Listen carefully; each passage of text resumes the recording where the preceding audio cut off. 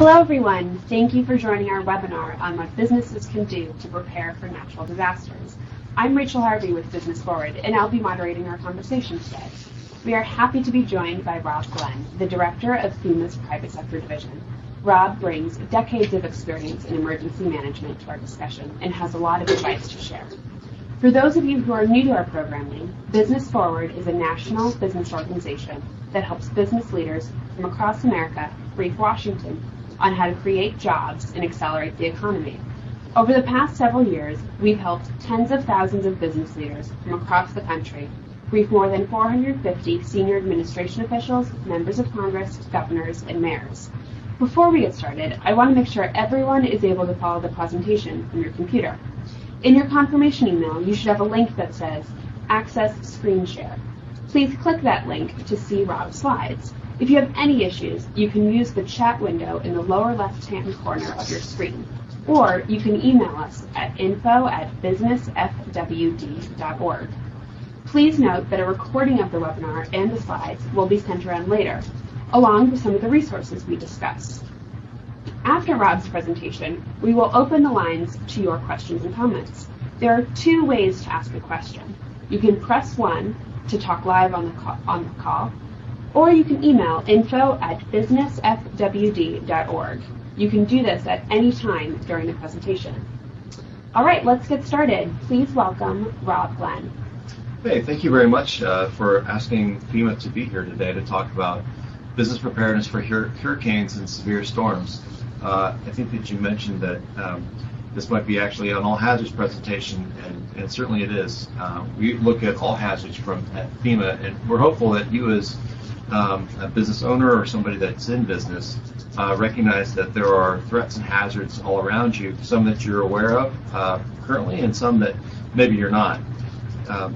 This presentation is really intended to be very scalable, so if you have a mature business continuity or emergency preparedness program at your business, or whether you're putting together your initial business plan and you're trying to figure out how your supply chain might be able to be more secure or resilient, or you're working on your first business continuity plan, we're really going to be looking at some things that are somewhat basic and fundamental, but it's really a nice reminder as we head into the heart of hurricane season.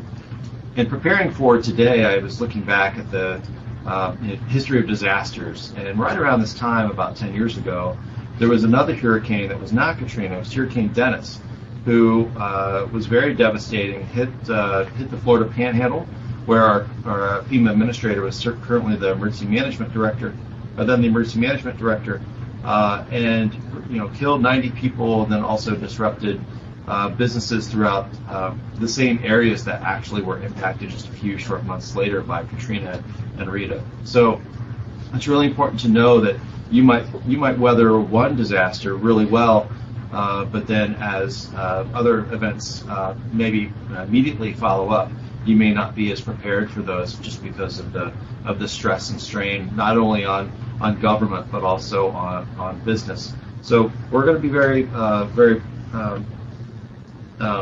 very basic about it. We just really wanted to think about risk and why should we be concerned about risk. We've been talking about financial risk. You've invested in your business.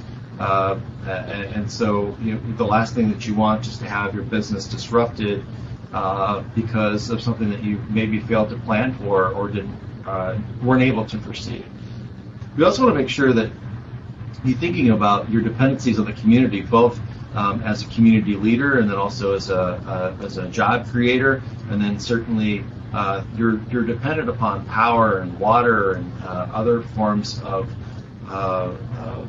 resources in order to run your business. So thinking about that, and then also, this is a reference and a starting point and a refresher, like I said. So there are really 3 steps for preparedness, and the first is you want to plan to stay in business. I'm not sure any business owner wakes up in the morning and says, "Hey, I really want to go out of business today." You're in business to create jobs and create value and make a profit, and so you want to stay in business. One of the things that at FEMA that is I would say it's a saying or a mantra is we're in the business of making sure that businesses stay in business, And certainly from my perspective, that's a challenge and also a responsibility. And so that's something that we want to do. You do need to talk to your people as well, and having a conversation about the risks that you have, the hazards that are there. We found that 75% of those that are employees feel that their businesses, that their employers are not ready for a disaster, and that should really be a cause for pause for all of us, because that only means 25% of the workforce, relatively based upon this poll by FN Global, feels that their employers are prepared for a disaster.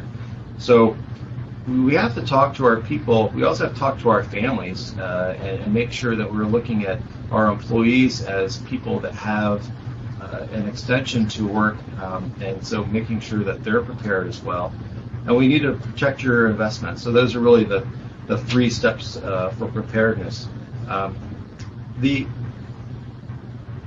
The other research that's been done is anywhere from 25 to 40%, given on the poll, of businesses that are impacted by disaster, they never really reopen. And so we want to make sure that you don't become one of those statistics. We want to make sure that you're a business that is in business for a long time. And there are some things that you do need to do that contribute to helping you plan and to talk with your people and to protect your investment. And that is, you have to communicate well, you have to coordinate well, you have to collaborate well, and then you have to be committed. And so you have to be committed to staying in business. You have to commit to preparedness. It does take some effort. You have to collaborate and recognize that it is not a top-down endeavor. And then you have to coordinate sometimes internally as well as externally with your local emergency management or local law enforcement officials and elected officials. And then you have to have a message. So, for example, if you don't have a crisis communications plan or the ability to communicate when you're hacked, for example, or whether you're handling something related to a hurricane or even the drought, for example, you need to have a message, because people want to have a message. And so if you think about that statistic of employees, that 75% number, they need to know that leadership has a plan. And so as you plan to stay in business, you have to know about the potential emergencies. You probably already know what the typical risks are for where you might live or where you have business interest. You should think about, for example, if you're having multi-site operations, do any of your sites, are any of them in floodplains, which causes a different way of thinking, different insurance, and you have to look at how the company functions. The business processes that you have, the essential functions of which you really want to have operational all the time, because that's how you're going to stay in business. You do have an obligation to protect and care for your employees and provide for evacuation or sheltering in place. We can all think about doing fire drills. We can all think about doing tornado drills when we were in school. So really want to make sure that you're doing all of those kinds of things. There are a variety of tools that are available, and one of the best ones is Ready.gov, and there's a whole business section on Ready.gov that provides guidance on the development of an emergency response plan, the planning process to develop continuity plans, and also recovery strategies, and then several free templates, everything from a preparedness assessment to a continuity plan, and then a response plan. So when we talk to people, I already mentioned a little bit about doing drills. Even I have kids; they're in school. I know that they do tornado drills. I know that they do fire drills. That's something we're familiar with. And so when we think about the 75% number of employees who think that they're not prepared for disaster, doing drills, while might be a short-term disruption, can help you get through a longer-term disruption where other businesses potentially are failing. Getting an emergency supply kit, the emergency plan for families, and being informed of potential emergencies One of the things that you could do is you could go to the App Store on either Apple or the Android market. Google Play, I think, is the way that they do that. You can download the FEMA app, and the FEMA app allows you to do many of those things. You can put in your own zip code, and it'll tell you all the different weather alerts. And then if you've got people in different areas of the country, you could also do the same. That's certainly something that's good. There's certainly a formula for business, and one of the ways to maybe even thinking about it is by talking to your employees and thinking through, what your customers are expecting, staying open, and then creating that value. That's how you're going to be able to stay in business.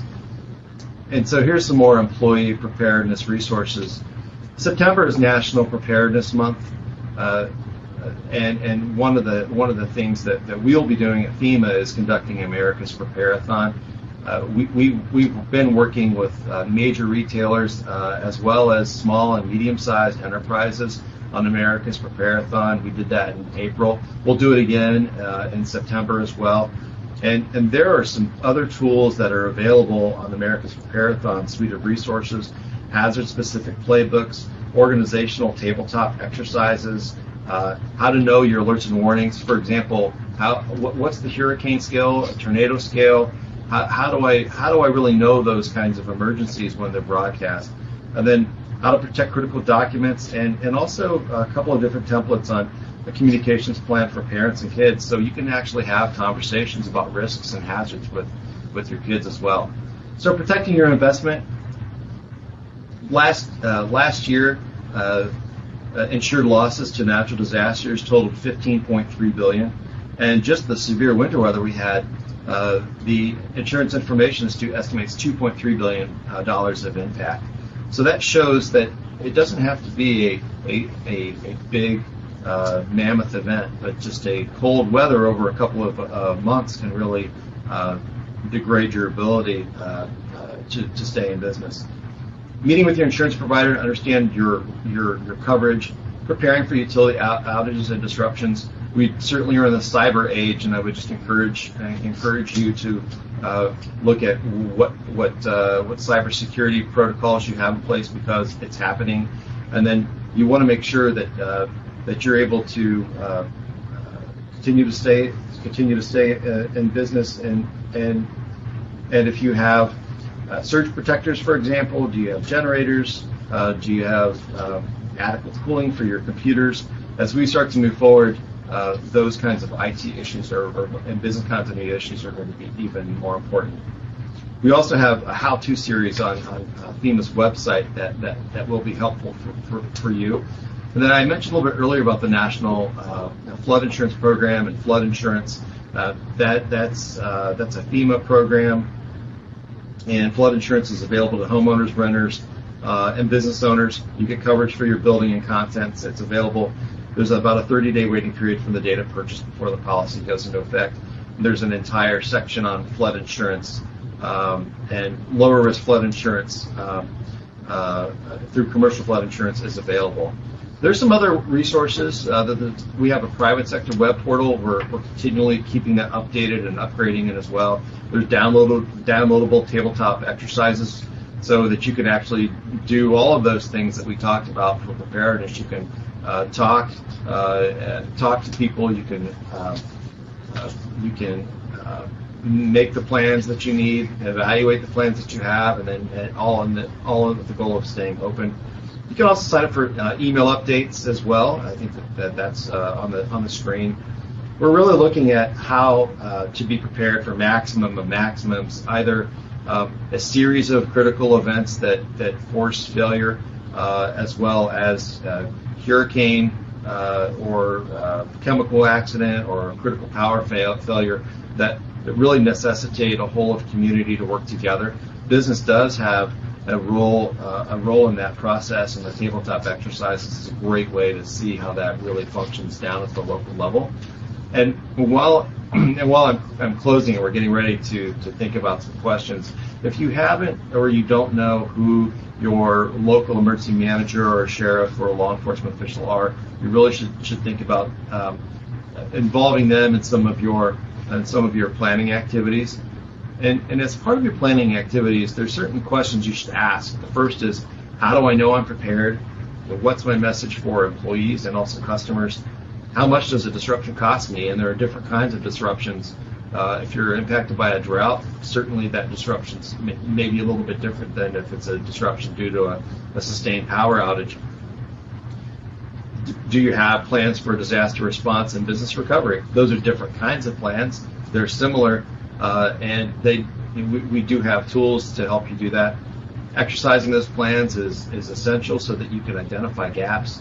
And then as you look through all those questions to ask is, how do I continually assess and understand threats and improve ways of mitigating their impact? So that's if there's one slide that you might want to take out and have as part of maybe your next planning meeting, or just your next staff meeting, or just to put up in your office. Those are things that you need to have an answer for. There's certainly a question. Those are questions that people are going to be asking you during a disaster, and you're definitely going to want to be prepared as the leader and have confidence that you can lead and coordinate effectively within your own business and then also within the community that you live.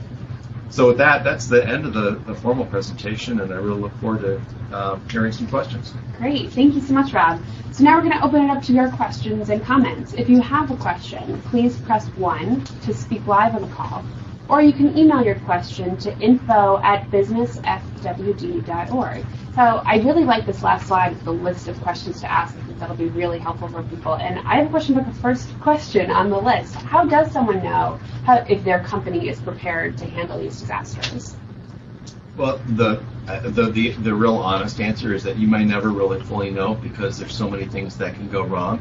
But what you can do is control what you can do, and that's the planning process, talking with your staff, talking with your leaders. What are their processes? What are their concerns? What are your vulnerabilities? Really knowing that helps you be more prepared. And the other aspect of it is you're never as prepared as you want to be. And so you have to, I think, live with that uncomfortability.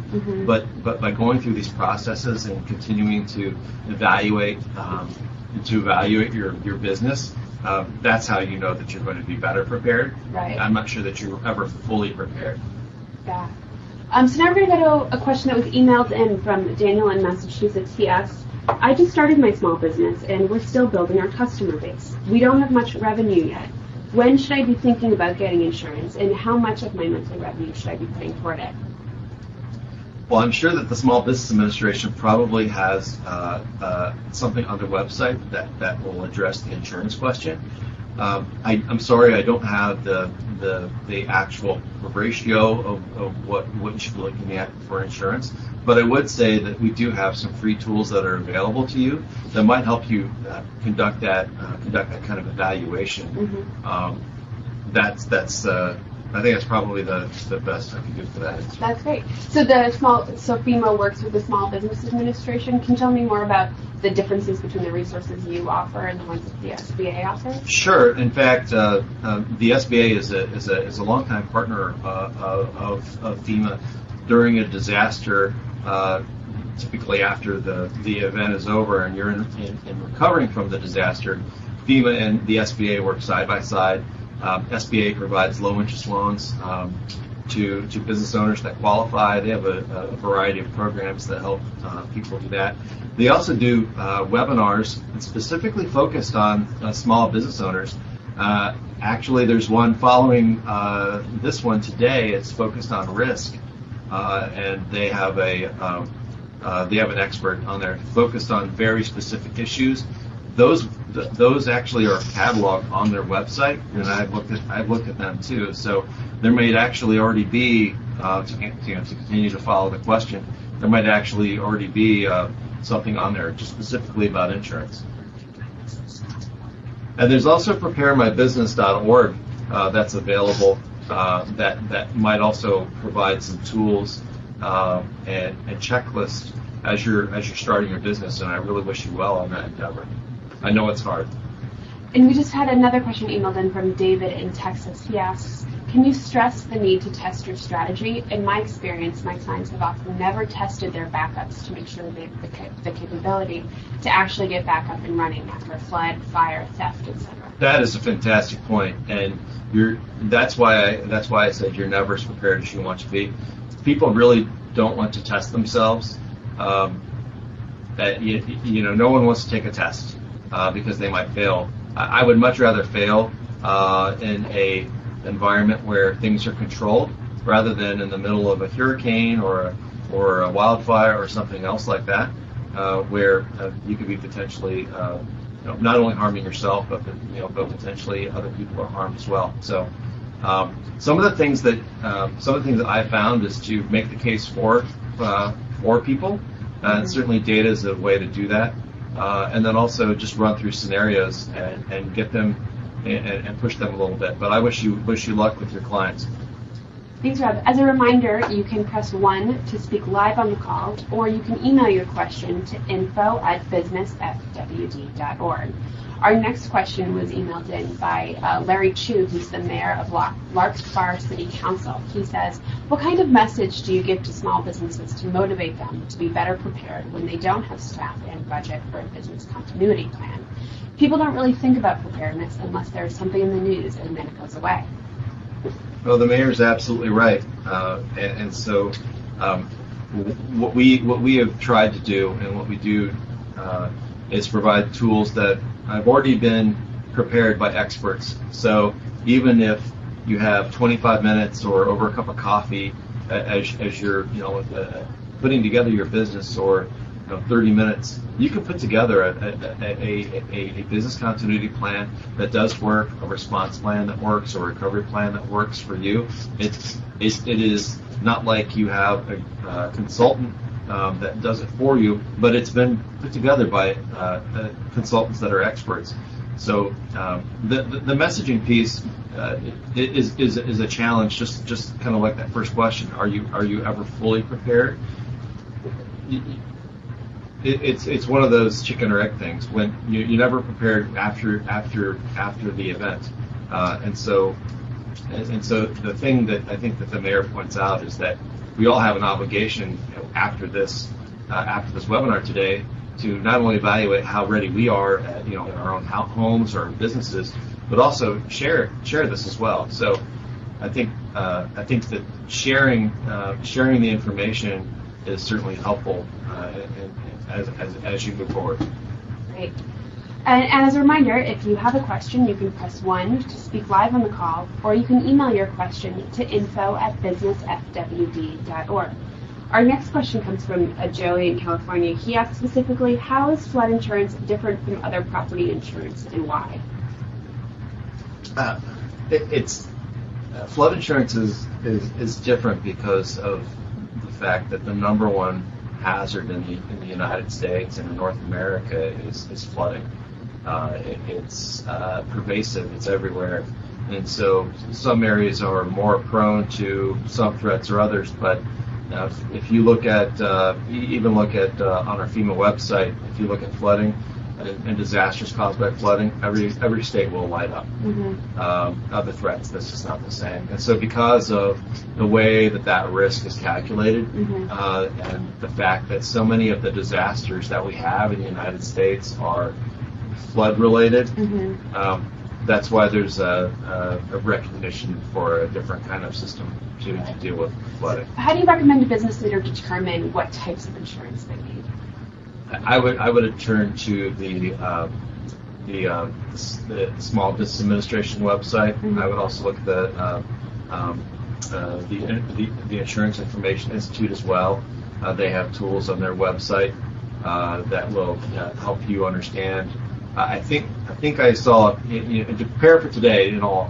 I did look at different websites that FEMA does not own because there are other people that are smart too. So we want to make sure that we're efficient. So there are different calculators that are out there to help you understand where to go. And then it's also important to know that most insurance policies do not include flood insurance.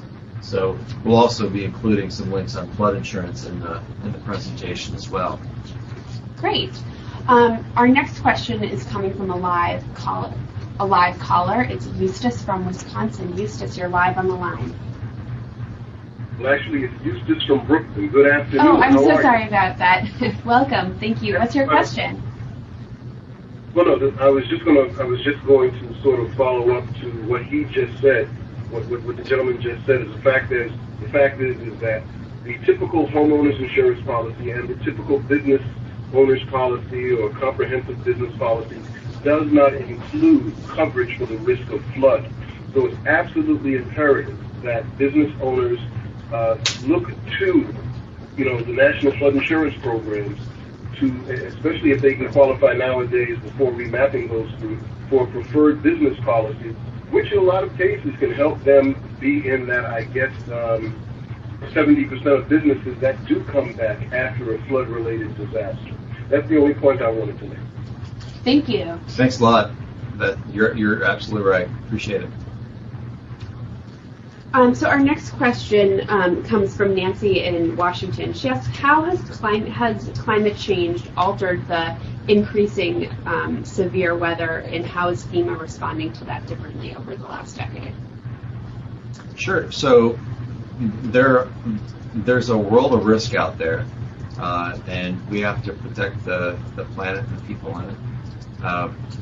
There's been weather that has been impacting us since the beginning, so to speak. So we do have a variety of programs, strategies to deal with all hazards. So hurricanes, the frequency of hurricanes,